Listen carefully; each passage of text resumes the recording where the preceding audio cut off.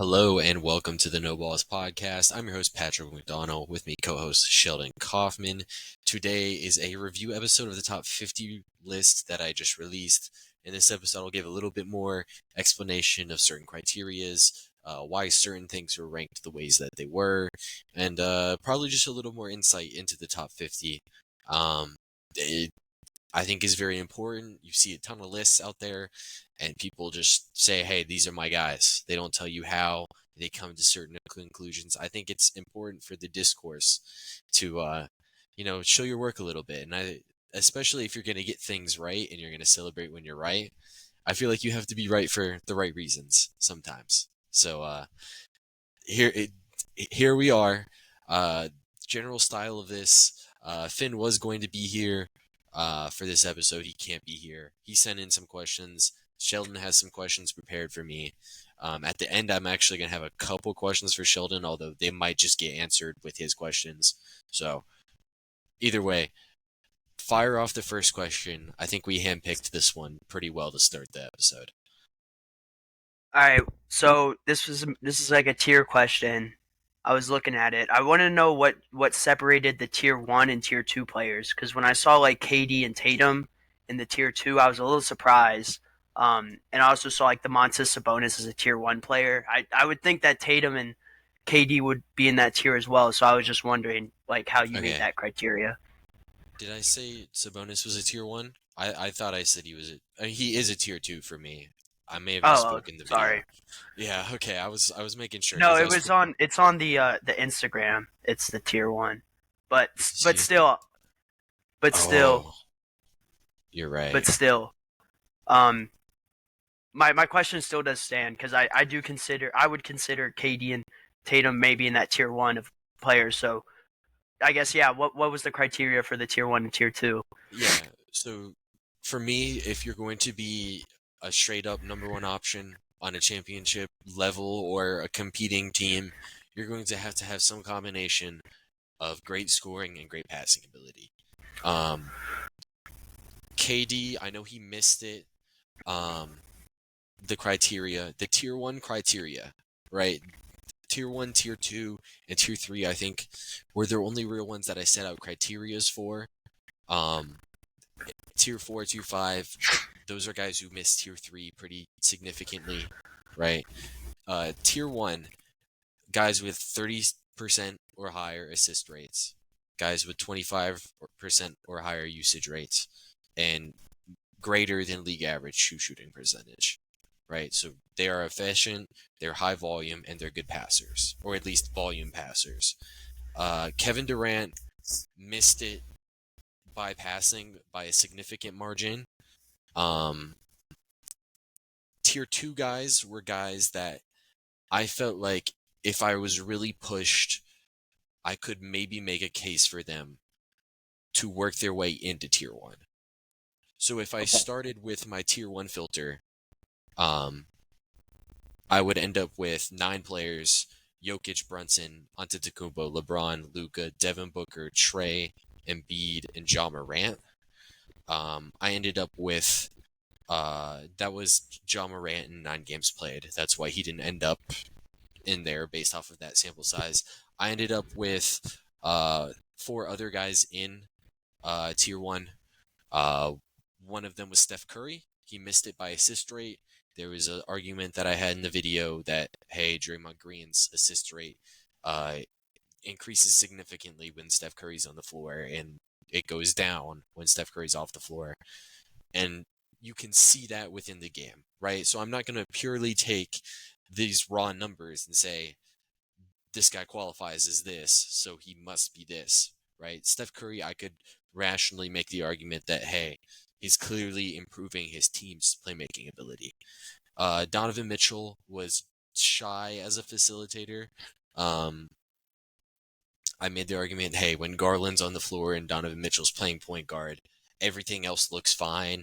Uh, as to when compared to when Garland is on the floor, everything's pretty similar. It's just his assist rate goes up. And then Shai Gilgeous-Alexander missed it by he had an assist rate of 28.7, and his efficiency was crazy good and his usage rate was crazy high. So I felt like it was worth making the exception, and his assist to turnover ratio, which is essentially how efficient of a passer you are, uh, was also very good. It was around 2.8, I believe. It was good enough for me to push him into tier one without having to make an argument. Or I feel like I have a very strong argument to get those three guys. It was three guys, not four guys. I had a very strong argument to get those four guys into tier one. Kevin Durant, when you took Booker off the floor, his assist to turnover was like 1, um, which is pretty bad generally. And then efficiency still looks really good, but I feel like KD's best argument is as a low volume passer with really high efficiency next to another guy.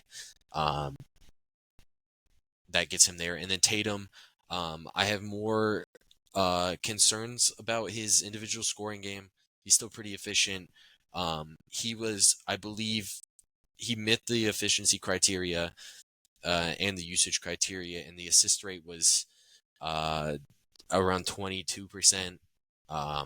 He's just a good bit shy, and I couldn't find any argument to reasonably get him to the passing volume that I want to have him at.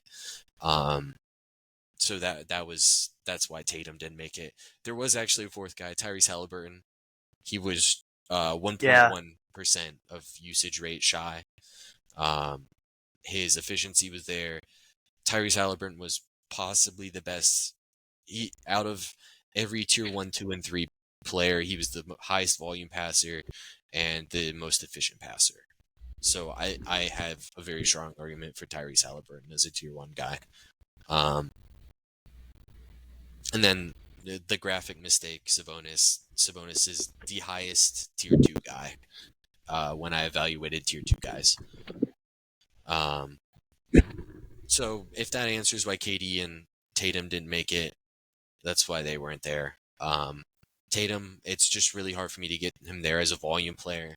I think if you can make the argument that, hey, his team's so stacked that he's not going to have the passing volume, I think also then you would have concerns. Maybe his efficiency isn't as good as it is currently, right? So if he gets that fringy 27% assist rate, maybe his true shooting percentage isn't 61%, it's 57%, and he's kind of fringy everywhere. That's how I feel about Tatum. Tier 2 guy, I do think that there is an argument, but I don't feel too strong about it with a lot of those guys. Tier 3, though, was looking for guys who are roughly 25% assist rate, 20% usage, league average true shooting. I make exceptions in either way. There's a couple guys who are really efficient. Maybe they didn't have the passing volume. It would still bump them into tier 3 because they were so efficient. Tier 2 guys are more or less tier 3 guys who I think have the argument to be tier 1. Tier 1 is number 1 options. Tier 2 is fringe number 1 options, high-end second options. Tier 3 is secondary options, is the brief way to put it. So, long explanation for something that I probably could answer it a little bit shorter, but I wanted to get individually specific with KD and Tatum. So,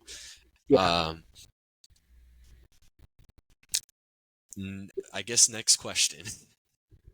You want me to go to Finn? Yeah, go to one of Finn's ones. All right. So, why isn't Curry in the top 10? Okay. Curry, I had said before, he didn't initially meet the threshold. When this happens, I like to, give a little bit of, that's going to factor into this, right? Although I do think that there's an argument that I believe that he is there, I still have to make that argument. So he's, he's really fighting to get there. And then you take into the fact that his defense has really kind of slowed down as he's aged. I believe out of the tier 1 offensive players, he was the second worst defensively, just ahead of Trae Young. And he had one of the lower cases. I believe he was bottom 3 in evaluating the tier 1 offensive players among themselves. So he was the third lowest guy there, and he was also the second worst defensive player. 14, it's not crazy low for him, I don't think. at this point in his career. That's a good segue to my Yeah, next. That's after a good this next segue to my next question. How much of a factor did defense come in to making these picks with some of the non-centers? with the non-centers, yeah. So obviously, center defense is the most valuable part of defense. So some great defensive centers are gonna get zoomed up this list. Rudy Um, Gobert. yeah, he was the only tier 5 to make it. He was probably the only tier 5 considered, right? Um, defense, more or less, okay. Everything's going to start with offense here. I think in order for you to make a top 50, you probably have to be a top 3 option. Tier 4 guys were guys who I think are probably not number 2 options unless there's a really high-end number 1 guy. That's what tier 4 was, but those would be great number 3 options, in my opinion. That being said, if you brought a lot to the defensive side of the floor, you would get pushed up these rankings. A significant margin. It's going to start with offense. The best players are great offensive players, typically. And then non-centers for guards, honestly, it doesn't matter because bad on-ball defense will get erased by most centers a lot of the time. I really like to look at what you can bring to helping a team defense. And at this point in their careers, like Trae Young, Steph Curry, they don't bring a lot of that. So they get pushed down these lists because they don't bring a lot to the team aspect defensively. So, does that, I feel like that answered it pretty well. Do you have any, like, Yeah, so basically, if they were if they were really good, it would help them, or if they were really bad, it would hurt them. If they were kind of middle of the pack, it really had no effect on them. Yeah, so this specifically towards the top, Halliburton and Brunson, I believe they were 3 and 5 as offensive players, with Halliburton being 3 and Brunson being 5. I think maybe I'm a little higher on them defensively than a lot of people are, but I think both of them are pretty close to neutral defensively. So it's just not going to hurt them, right? Even if you look at some of your traditional guard defenders, they're not going to bring as much alone impact as a guy like Rudy Gobert can bring to the defensive side of the floor. So, neutral guard defenders, the defense really doesn't play much of a factor for me. So,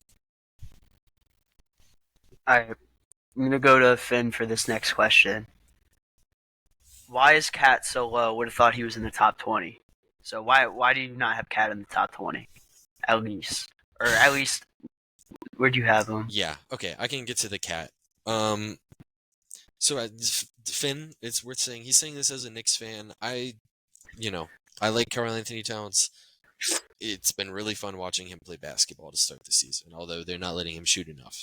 Either way, Cat was here. I'm trying to find. He's 37th. Yeah, he's 37. He was ranked as a tier 3 guy. He had an interesting profile because he wasn't a high volume or high efficient passer. I think with bigs specifically, spacing did give them a boost offensively, because spacing is a little bit more unique from the 5 position. That's happened with Chet Holmgren, Kristaps Porzingis, Karl-Anthony Towns. I feel like I put Karl Towns kind of as high as I could have. A lot of concern about his rim protection. Offensive profile wise, he's an efficient Julius Randle. And that's efficiency on the offensive end. Julius Randle's a higher volume passer, a lower efficiency passer. They profiled very similarly. That's how I kind of felt about Karl Towns. His spacing did push him up the list a good bit. And his strongest defensive trait is one-on-one big defense, which it plays a factor against some teams, but Denver, Philadelphia. That's kind of about it. About teams who really run a lot of post up offense versus high post facilitating bigs. So that I feel like his defensive traits aren't as valuable as they would be 20 years ago. Um, and his offensive profile is not as great as you would want it to be. That's my cat take. Specifically, I think I can point to especially him compared to Joel Embiid, because if Cat were to have a top 20 case, he would have to profile a lot more similarly to Joel Embiid. Embiid had a 31% assist rate to a 1.5 assist to turnover. Towns had a 15% assist rate to a 1 assist to turnover ratio. Like, he's significantly worse as a passer and a scorer than Embiid. Maybe he would have to profile more closely to Sabonis to have a top 20 case, but he didn't even get to that range. And I think both of those guys are better defensively than Cat. So that's the Cat thing. He was very tough to rank, though. Yeah, that's my Karl-Anthony Towns take. All right. So my question is about Paolo. Paolo at 42. I was a little shocked by that, seeing his name so early in the video. Um, there's guys like Herb Jones that are ahead of him. Jared Allen, Derek White, even. I don't know. I could make a case for maybe. I want to give me your. I want you to give me your thoughts on that, because I could see him in that as like a top 35 type player, but I could also like. I just want to know. I just want to know why you got him at 42. Okay, so I pulled up this query because I understand where you're going with this. Players who had true shooting percentages below league average, usage rates above 25, and assisted turnovers below 2. Jalen Green, Paolo Banchero, Jordan Poole, Kyle Kuzma, Cam Thomas, Jaren Jackson, Scoot Henderson, Jordan Clarkson. It goes on, but none of these guys would pop up on the high-end filters. I think out of all of the players ranked on this list, Paolo Banchero most compares to Cade Cunningham, and they're ranked pretty close to each other. I think Cade was a couple spots higher, and a lot of that, you can argue is because of poor spacing for Paolo Banchero, but Cade Cunningham had just as bad, if definitely worse spacing, and his efficiency numbers were pretty much in line. His usage rates were higher. His assist rates and the passing efficiency were higher. I feel like Paolo at the current moment is maybe a tick overrated, although I see the upside, right? I told you the other day he's like 6'10" Russell Westbrook, but like at his prime, right? Like Yeah. I see the ceiling, but I think we just need to slow the brakes a little bit on Paolo. If he played if he had the defensive ability of a Herb Jones, I feel like I would be able to definitely argue that, hey, he's overtasked. He could look like this, but he doesn't profile in with some of the better offensive initiators. But I can use some common reasoning to say that, hey, it's not a great offensive situation there. He definitely belongs here. His usage is really high. He's still a solid passer. That's why Paolo's still ranked, but I think a lot lower than a lot of people would have him. All right. I'll ask one of Finn's questions, but I do have a question that kind of relates to that. But Okay, go with that one then. all right, well, it's just a quick. Could you clarify true shooting percentage? So essentially, it's points per scoring attempt. So Okay. threes are weighted respectively. Basically, like the three's an extra point, but if you shoot a long mid-range shot, you're typically going to have a higher true field goal percentage than if you're shooting a three, but you get the extra point. So it's a lot more efficient, right? Essentially what it means. It also counts free throws For me, I like to look at assist to turnover ratio because it gives you an idea of how often they're turning the ball over, which turnovers isn't impacted. And then offensive rebounding, I wish was impacted in true shooting percentage. It's not. Either way, it's points per scoring attempt versus just raw field goal percentage. I think is a lot. It's a lot better of a measure of how efficient you are, because you can look at guys. It's possible, and let me say this: it's possible for somebody to have a higher field goal percentage, a higher three-point percentage, and a higher free throw percentage, but still have a low true shooting percentage because of the distribution of their scoring attempts. Right? If somebody's taking a ton of free throw attempts, they're going to be more efficient than a guy who's taking a ton of mid-range attempts. And, this is generally reflected throughout this list. So, yeah, just long answer again for maybe not needed long answer. Nah, that's good. Because, yeah, I just wanted to get that cleared up. Mm-hmm. Next one from Finn. Why is Scotty Barnes higher than Brandon Ingram? Yeah, this is one maybe early on. Like, I don't want to backtrack on anything. Scotty Barnes is, I think, the one player that I wouldn't include on the list if I made it over again. I feel like there were a couple players who I left off who I would have taken over Scotty Barnes. Can you name just a couple? Specifically, one player. Okay. Yeah. I'm assuming you didn't have honorable mentions. I wrote down 8 players who I feel like would have been the next. Maybe it wouldn't have been the next 8, but like these were guys who I were considering at the end. Jaren Jackson Jr. I think I put a little too much hesitation in what he did last season in Memphis. He realistically should have been up there, maybe in the 40 range with Jarrett Allen. If I'm being honest, I think Jaren Jackson's a huge miss.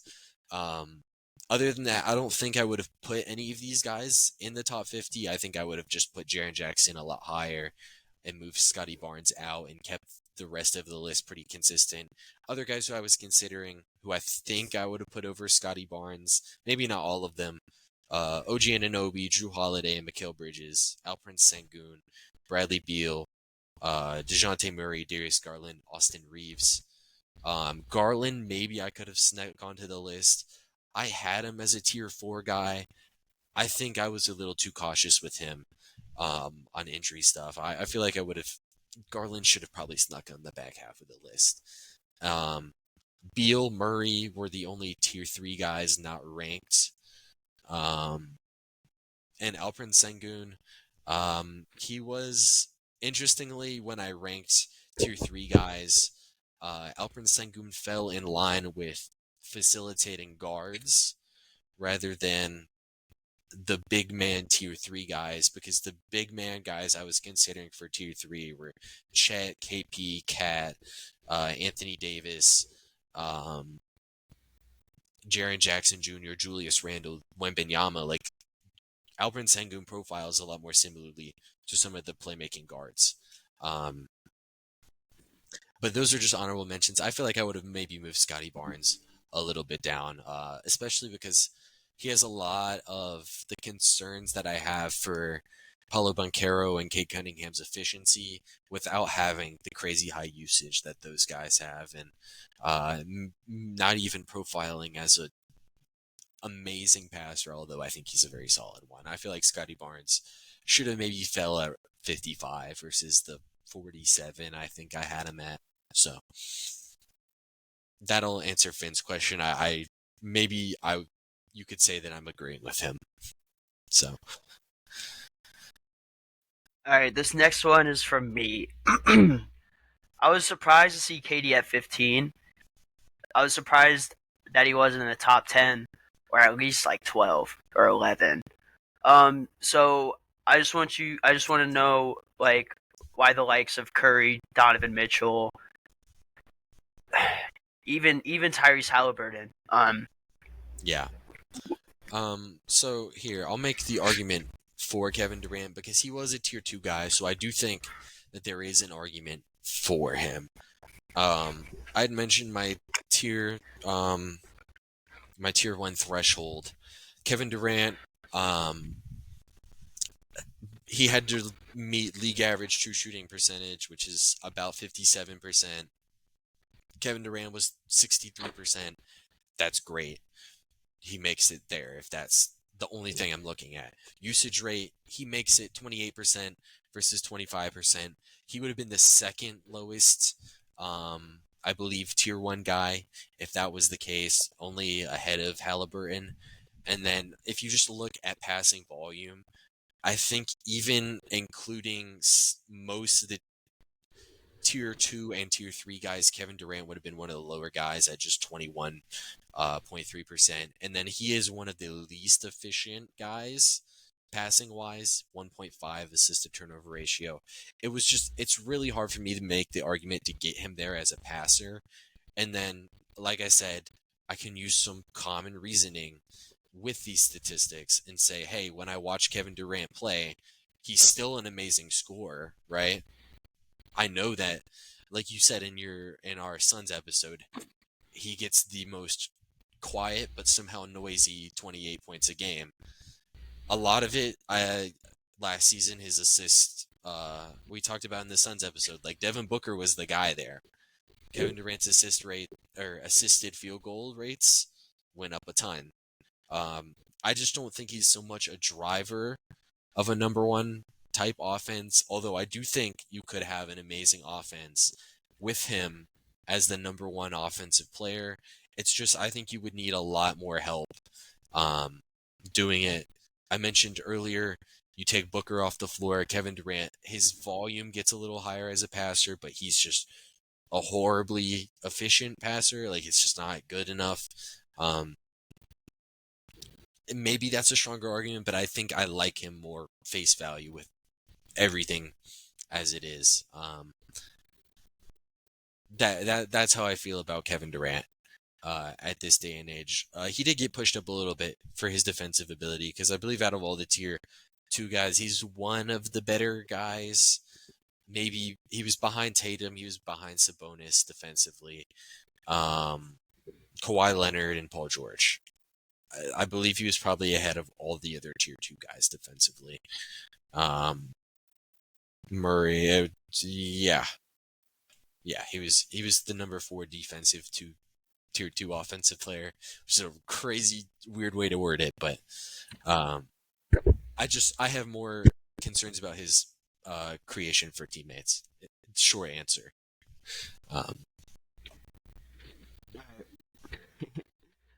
This next one's from Finn.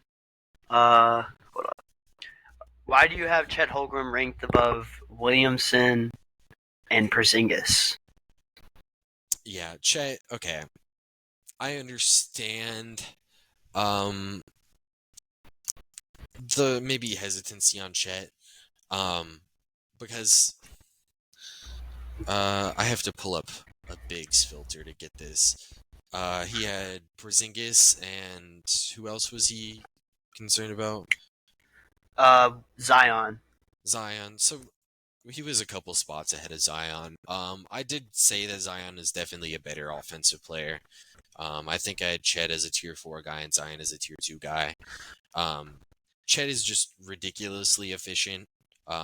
Very similar to Porzingis. Chet was about 63%. Porzingis was 65%. Very similar. And then Porzingis has the higher usage. Chet grades out as a significantly better passer. Porzingis was 10 assist rate, 1.3 assist to turnover. Chet was 11 assist rate with a 1.5 assist to turnover. Usage rates, Porzingis is a little bit higher, but they're still very similar. And then I like Chet a little bit more as a rim protector, is what it ultimately came down to. I feel like out of all the tier 4 guys, the tier 4 bigs, that is, I feel like Porzingis was probably the weakest rim protector out of all of them. Jared Allen, Chet, Wembenyama. Uh, there's one more guy, and I can't think of it right now. Jaren Jackson as well. Porzingis is just the weakest rim protector out of all of them. Although I do think he was probably the most interesting offensive player between the tier 4 bigs. So that's the Porzingis thing, and then Zion.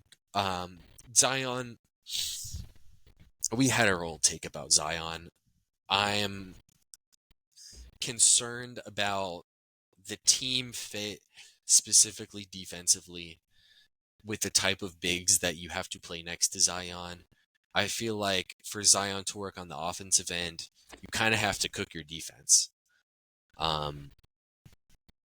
Last year they played point Zion. This year they're going to try center Zion. It's very clunky. For me, I have so much concerns about his defense is the big thing. And I know he had the game-winning block a little bit ago, but yeah, I'm just concerned about Zion's defense is the big thing. All right, I think that pretty much wraps up all the questions we got, Pat. Okay. So, I had questions for y'all. Clearly Finn isn't here, so I can't ask him. I do want to make... Alright, no, we'll get to that if we get to that. Alright. I have 3. Out of all the players who were exempt from the list, who was the biggest surprise for you?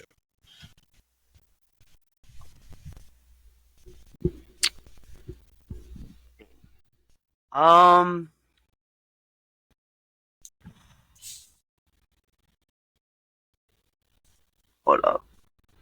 Let me look at my.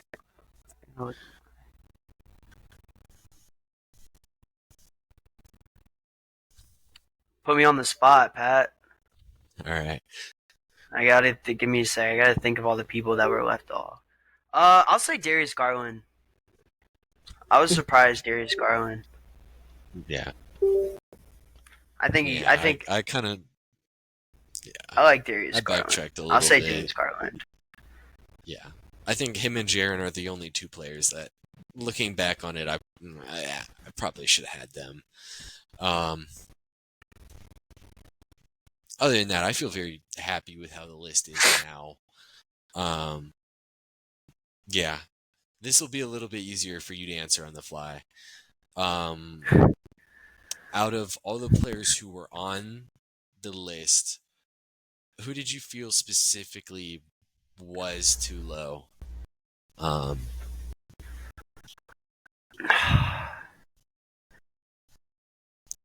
mean, I would say probably the 2 guys I said earlier, Paolo and KD. Yeah, those are the 2 that like really stood out to me. I would say, but like I don't think it was like that crazy to have them. Well, I think KD was very low at 15, but okay. I don't think Paolo is too crazy to have there. But I think it was a little low, but I don't think it's that crazy. But yeah, I was just a little surprised. Yeah, and then keep in mind, though, I feel like having projections in mind, because I didn't want to project what could happen, because realistically, like, anybody could have a breakout season and average 38 points per game, right? Like, anybody could do it, but, like, what's going to happen? Yeah. So I just took based off of what has already happened, and what has already happened, Paolo Banchero doesn't really rank as a top 30 guy, and he's not specifically close. Kevin Durant, I really liked to acknowledge that he's a lot more similar to Kawhi Leonard and Paul George profile-wise than, Devin Booker and Donovan Mitchell as offensive players. Like, I think Booker, Mitchell are much more generators of offense than those other guys are. That's how I feel about KD. I feel like we spent 10 minutes talking about him. Yeah, I know. Sorry. We're good though. It's one more. Out of all of the players on the list, who did you feel like was maybe put a little too high?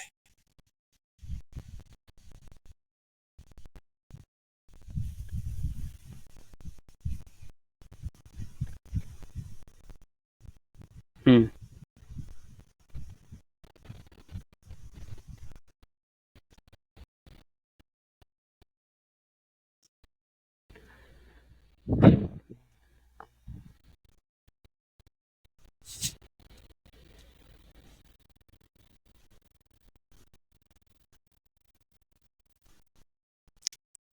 Maybe James Harden. James Harden Okay. is pretty high at 22. Yeah, I think he's like near the higher end of that like top 38, top 30, 30, 35 range. So Okay. Yeah, Harden was a tough one to rank because a lot of the Clippers specifically was kind of hard to rank because none of out of like all three of Harden, Kawhi, Paul George, they all profiled as, like tier 3 guys. They profiled as second options, but I felt like all three of them had decent arguments to be tier 2 guys, which means they have decent arguments to be a tier 1, um, or a number 1 option. Um, Realistically, I think all three of them fall at this point in their careers, you know, fairly short of that. Harden right now, I think, going back, it always comes back to Kevin Durant. I feel like Kevin Durant, the situation where he is the best offensive player on a really good offense, is next to a tier 2 guy like James Harden, or like there's not any like ridiculous playmakers in tier 3 because most of those guys are tier 1, tier 2. Um, I feel like James Harden is just a really high end number 2 option, and that pushes him up the list a lot. His offense is almost undeniable for me. Like, he's such a great passer, and he's remained efficient throughout his career. Maybe I should have had a little more defensive worries about him, but if you compare it to other guys in that range, like, he's not much, different than Kyrie or Jamal Murray, or there's another playmaking guard in there. Somebody. Maxi, Maxi was a high tier 3. you said tier two guard. But Maxi as well. Kyrie, Yeah, Dame, there was a tier maybe. 2 guard. Dame. There we go. That was it. Um, Got you. yeah, I feel like all of those guys are really similar. I think James Harden, he maybe gets he gets said that he fell off a lot more when I think his role just significantly changed, and instead of being the high volume scorer that even some of these guys still are, um, Harden's really taken a step into being an amazing facilitator. Um, I feel like people maybe confuse his role and his production, like where his production comes changing as him falling off, which is, I feel like he's still at the level that he was, maybe a slight tick down, but very similar to the level he was in Brooklyn. Um, Versus, he's a little bit worse than he was in Houston, but I feel like he's kind of still at that Brooklyn level right now. Um, Pretty hard to do what he did in Houston. I feel like if he did what he did in Houston, he would be in the top 5. Yeah, um, Harden in Houston is like I'm not gonna say anything crazy, but that's a really good player. I'm not. yeah, I'm not even gonna say. I'm not gonna say anything crazy. That's all I'm gonna say. maybe Sorry. it's a Go ahead. maybe it's a let's argue episode. That could be fun. We'll see. Yeah. Um, any other specific players that we just want to touch on? Yeah. That are on the list. Another quick one. I thought was kind of high. Halliburton at 7, Okay, I like because this one. I could see a projection for Halliburton at 7. But I don't know. That's why I'm curious to hear because like 7 is I think is high. Yeah. Okay. For me, like it's very similar to the argument we just made.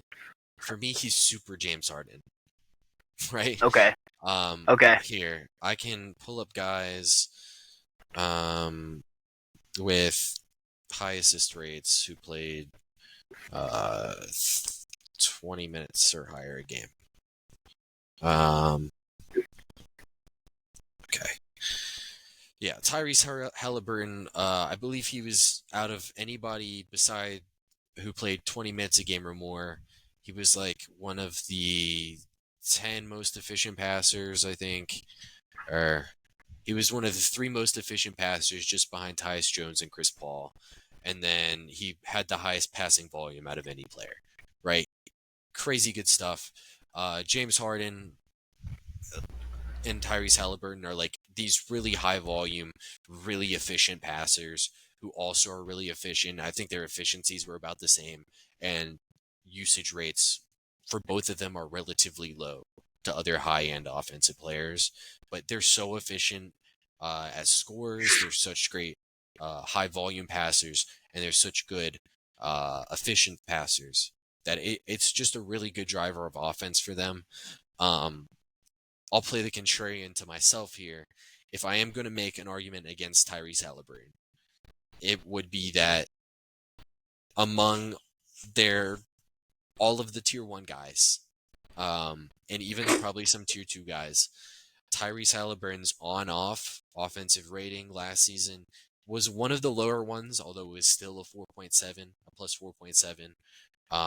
A lot of the tier 1 guys were like 12, 13 on-off offensive rating. I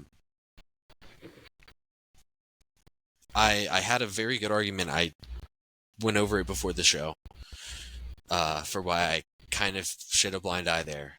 Oh, he had like a ridiculously injured season. Is the big thing with him. He played a ton of the time to make All NBA last season, and he still put up like godly level passing numbers. That's my Halliburton case right there. So, uh, yeah. Any other specific players? I think I got all the ones I wanted to get off. Yeah. I wanted to mention just some of the tier 4 guys who did make the list. Herb Jones, Derek White, Jarrett Allen. Um, I believe between these 3 guys, Derek White might have led. He might have averaged 16, and that was the highest of those guys. What were you about to say? I had another guy, but you're about to talk about him. But whenever you give this explanation, talk about Herb Jones a little bit because I think he's pretty high too. Okay. Okay. So I'll do Herb Jones first. Out of defensive players last season, where do you think Herb Jones ranks? I understand the defense part. Okay, Okay. let's say I'll say 10. 10. Was he 10? Okay. I think I had him a little. I had him like 6 or 7, right? But Wow. like behind Gobert, Wemby, Anthony Davis, Bam. I believe he made all defensive first. Yeah. You're good. Yeah. So with Herb, the big argument for Herb, I think, uh, where I have him defensively last season is probably no lower than 6 or 7. Um, you look at his offensive game, it's better than a guy like a Rudy Gobert. He's a much better shooter. He brings spacing aspects. He's actually like sneakily a not horrible passer. Herb is. He's pretty efficient as a passer, although there's not much volume there. He's got center type efficiency, like run, jump, and dunk center efficiency. 64%. Like that's crazy stuff. Um, that's the Herb Jones case, and then Derek White. Did you have any a Derek White question because I like I don't Derek know. White. Yeah, Derek I like White, like Derek White where he is. I Derek just White. because like Derek White gives some offense, and with Herb Jones, this is a guy that's like very clearly a tier three or not tier three, third option on his At team, best. Yeah. maybe. I'll say this: Herb Jones is definitely a lower ranking tier 4 guy. I'd say besides Gobert, he's the worst offensive player on this list. Um, and there's definitely probably like 50 players who didn't make the list who are better offensive players than Herb Jones. But he's still not a bad one. Um, tier 4, like I said, it's like tier fringe tier 2 guys and then third guys. Here, how I view it, there's number 1 guys, there's number 2 guys. I feel like tier 2 is where I argue that there's a little bit of a gray area there. And then tier 3, number 2 options. Tier 4, I feel like there's a little bit of gray area where maybe there is such thing as a number 3 option, but I feel like after there's a number 2 option, there's basketball players. What do you bring to the table? Mm-hmm. Because after, let's say you have one tier 1 guy, you have one number 1 option and one number 2 option. Because let's say you realistically have that. If you have Luka Doncic and Brandon Ingram, let's say that's a tier 1 and a tier 3 guy. How much more offense do you need? Right? Probably not much. You probably need some. Okay. Like a Herb Jones is a perfectly Yeah. fine third guy to have there. So as we decrease down the pecking order, it's really like, what do you bring besides individual scoring? And once we leave tier 3, I really like individual scoring just kind of doesn't get there for me. Okay. Like there's got to be more interesting tier 4 guys like who do fit that description. Like I considered for tier 3 but didn't quite make it. They're on a page that I already passed. Malik Monk, Anthony Simons, Sengun, I was fringy on him.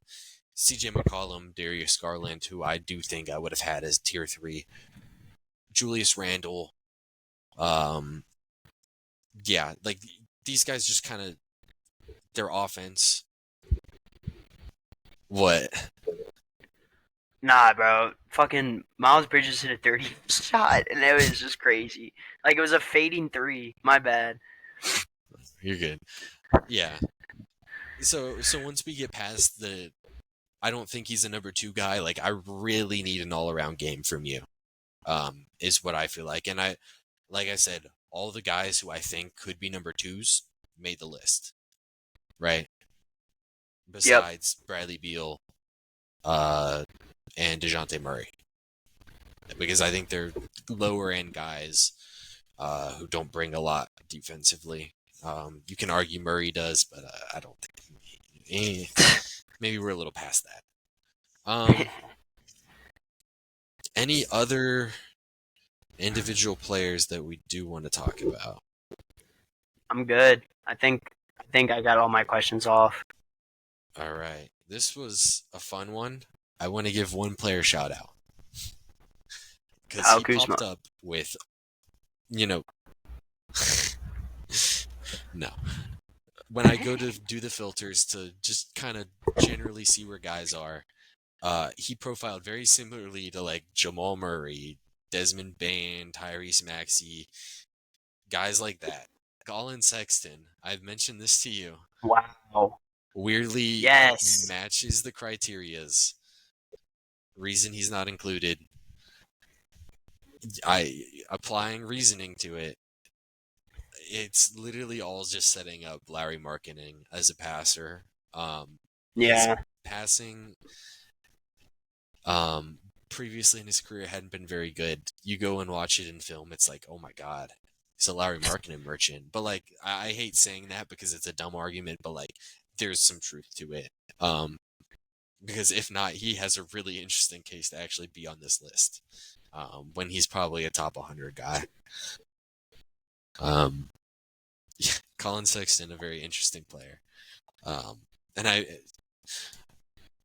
when I looked at the numbers at face value, comparing him to guys like Cade, Maxey, DeJounte, LaMelo Ball, Desmond Bane, like he was one of the higher guys there in tier 3 guards. So just really weird. Yeah, I think that's all the notes that I have. You should be seeing this episode on Halloween. Okay, that's fun. Ooh. Following this, it was said that it was going to be coming out sooner. The Yankees Dodgers recap, whenever that series decides to finish up. Finn and I will be going on to recap the series. Following that, we should have another bi-weekly recap for NBA, so that should be really fun. Yeah. Any closing comments? I feel like we're going to do this next year. Yeah, with this, great list, Pat. Good work. Way to put in the work. I liked it. I think you explained yourself very well. So, right. no shout out. Following this upload and whenever the Yankee Dodgers episode has to come out, we will return to normal Saturday uploads for NBA, and then Tuesday or Wednesday uploads for MLB episodes. So that should do it for this one. Next episode will be the World Series recap. Maybe it comes out on Sunday, and there's a week-long absence of the podcast, but there will be a YouTube video going up if that's the case. So we'll see you next time. Bye-bye.